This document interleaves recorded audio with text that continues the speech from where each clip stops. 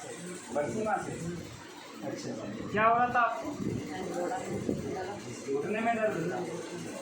कितने सालों से दर्द था?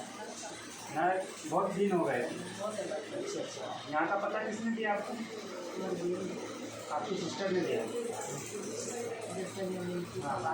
हाँ, अच्छा, फिर क्या होता था?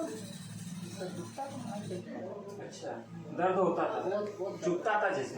अच्छा, फिर क्या हुआ? क्या बताया डॉक्टर साहब ने आपको? डॉक्टर साहब पहले दो बार आई थी। हाँ। तो फिर अच्छा नहीं होया तो मैं फिर 2 बार आई है, डॉक्टर साहब तीसरी बार आई। हाँ। तो अब हमारे का इतना आराम नहीं होया। हाँ, फिर क्या किया डॉक्टर साहब ने? हमने क्योंकि कहता ऑपरेशन एक्सरा करा।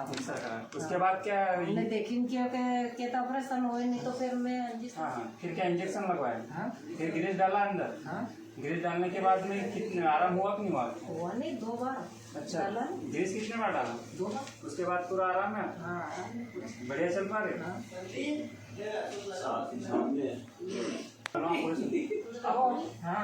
अच्छा,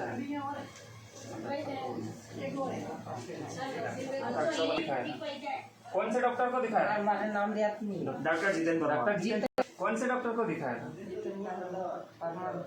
जितेंद्र डॉक्टर परमार को। अच्छा, आप पूरे संतुष्ट हो उनसे? अब राहत है पूरी? ठीक।